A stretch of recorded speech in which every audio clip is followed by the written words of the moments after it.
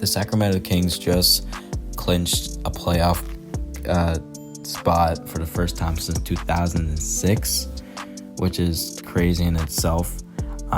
It's been 17 years since they made the playoffs. They've been a very surprising team this season. One of the more exciting teams with the whole light the beam thing, and it's definitely a fun team to watch. And I mean, there's not it seems like every fan base kind of wants to see them win. Obviously, every fan base wants to see their own team win, but they kind of like to see the Kings do good and stuff like that, just out of respect. And it's they've been kind of in a rough situation for a while. So I kind of want to go over some stats basically that have been crazy. So currently they're third in the Western Conference. Currently have a record of 46-30. They're with all around the league. They're first in points per game, 22nd in rebounds per game, 4th in assists per game, and 26th defensively. Which seems like a weird mixture that, they're obviously lights out points per game. Assists per game, passing the ball around, Damontis Sabonis, De'Aaron Fox, and those people doing their thing. But the fact that they're still 46-30 with that low of a defense, having the 4th worst defense in the league, it's kind of interesting that it's kind of a mix of this great offense and not much defense, which I mean it's been working for them. But I honestly would be interested to see how it would go off in playoff time. But yeah, so looking at their home record, they're currently 23-16 at home and 23-14 on the road. So it's kind of funny seeing that they have a better win percentage on the road. And I mean, that is very, very important coming off playoff time. You're going to be in the situations where you might be playing against the Golden State Warriors at their place. And although the Warriors are very, very good at home, they're not very good on the road. So it kind of creates a little bit of a clash between the two. So I found that kind of interesting that they have a better record. Well, I mean, they both have 23 wins on both sides. They just played 2 less road games. So maybe if they played 2 more road games and they lost both, it'll be even. But it's just funny the way it looks right now. Yeah. So if you're kind of breaking down their months, in October they started off with a 2-4 record. November 9-5, which was a really good month.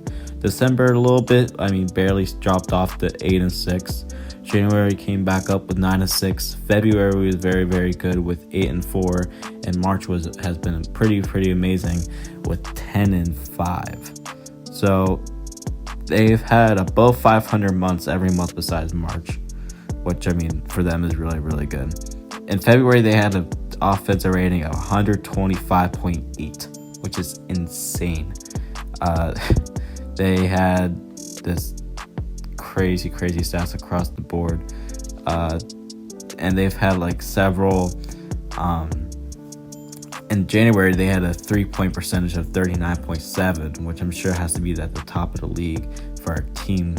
And yeah, they're just doing their thing. This month they have a plus-minus of 4. Again, really good. In January they had a plus-minus of 6. So it's I don't know. It's good to see them doing all this. Pre-All-Star game, the 57 games before the All-Star game, the record was 32-25, which is a win percentage of 561. Their stats, field goal percentage was about a 50, which is really good. 3-point percentage, 36 is pretty good. Yeah.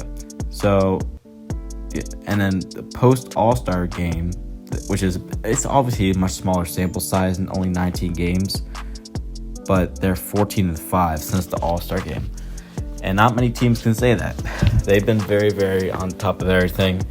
I feel like just who the Kings are and their kind of thing is the light the beam thing. I feel kind of can intimidate some teams. I don't know, that whole light in the beam thing is really, really cool. Although I know they took the dog chain thing from the Cavs, and being a Cavs fan, I'm okay. But yeah. it's been crazy to watch, and I'm proud of the team. And you'll be seeing these highlights. Damontis Sabonis, De'Aaron Fox. The team that's doing their thing. The players. So let's look at their players. So it's on paper not a very there's no super. They don't have any top 5 player. Their best players, I guess you could say, Damontis Sabonis or De'Aaron Fox. I would say maybe they're both top 15, top 20. It depends what you're looking at.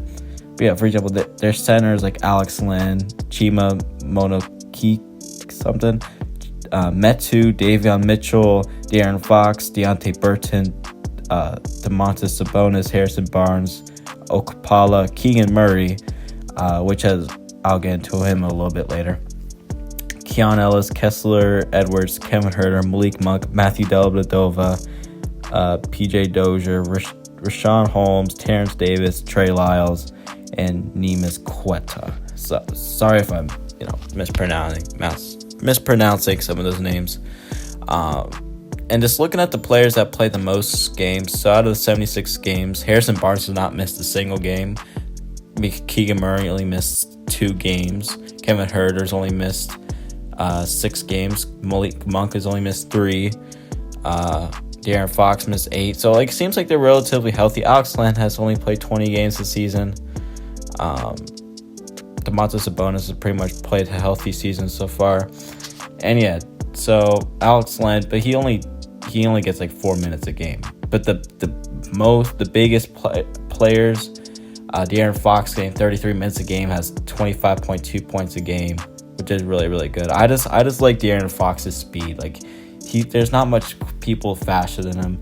He's really, really good in the fast break, and I don't know, he's been the clutchest player this year. If you guys have seen the highlights of him hitting crazy clutch shots and the buzzer beater against the Bulls and everything like that. He's shooting 51% from the field, which is really, really good. Only 33% from 3, which, yeah, it's not the best. 77% free throw, again, not the best, but 6.1 assists, and he has a plus-minus of 1.9, which is good. Damontis Sabonis averages 19 points a game, which is good. 19 points a game, 61% from the field goal, which is really, really good for his position. 3-point percentage is actually higher than De'Aaron Fox's at 35, although he's on much lower attempts. He only averages 1 attempt a game, while De'Aaron Fox averages 5. Offensive rebound, total rebounds, he averages 12 rebounds a game, crazy, and averages 7 assists a game.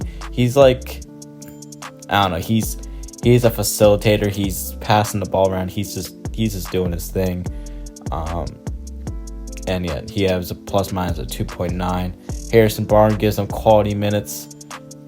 Harrison Barnes, he's getting older, but he's still doing his thing. 15 points a game, 47% from the field, 37% from 3. And Harrison Barnes can get hot. He can, also hit his free throws, having an 86 free throw percentage. He can get a couple rebounds here and there. He's doing pretty good, if you ask me. He has actually he actually does have the highest. He has the highest plus minus on the team, which I find is pretty interesting. So it's whenever on the floor, they're a much better team. Keegan Murray, a great rookie. He's currently at 29.7 minutes per game, with 12 points a game on average, 44% from the field, 40% from 3, and he just, I think, recently passed the all-time leaders in rookie 3 points in a season. He passed Donovan Mitchell, who was at 187. He made it to 188 and is still counting because there's still some time left in the season. So he might get to 200. We'll see. Kevin Huerter, 50 points a game, 48% from the field, 40% from three, which is really good, and 72% from the free throw. And actually, no, I'm mistaken. He's actually the best plus minus on the team. He has a 3.2. Kevin Huerter kind of came out of nowhere, but he's been really, really good for them. Malik Monk has been that duo with De'Aaron Fox coming from, playing with him. I think it was in high school or college. I'm pretty sure Malik Monk played with De'Aaron Fox. I could be, it's either or. 30.5 points per game, 35% from the field. No, 35% from three. 35% from three, 44.5% from the field. And yeah, he's a fun duo to watch with De'Aaron Fox. They had that one game where they both combined for 81 or something like that, where it was that one crazy game against the Clippers. Trey Lyles give a pretty good big minutes, 7.8 points a game. Just doing his thing.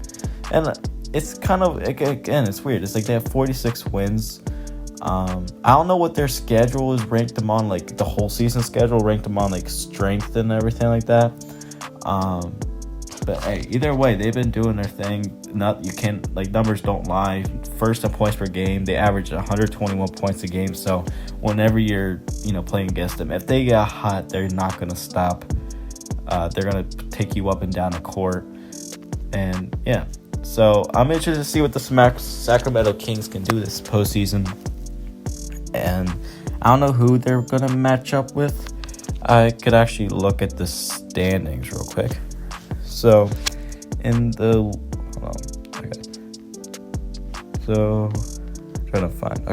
So, currently they're set to play against the Warriors in the 6th seed. But that could easily change. The Lakers could come up to the 6th. The Minnesota Timberwolves could come up to the 7. I don't really know if the Phoenix Suns will catch them to take them down to the 4. So either they play against the 6th seed or they play against the 5 seed. And that could be Los Angeles Clippers, Golden State Warriors, Minnesota, Lakers, Pelicans. Currently, the Dallas Mavericks are not in it right now, which is interesting. The OKC is making their way a little bit of a push. So, yeah, it's going to be... I cannot imagine what a playoff game in Sacramento is going to be like sound-wise. That place is going to be erupting. But, yeah. So, I hope you guys did enjoy.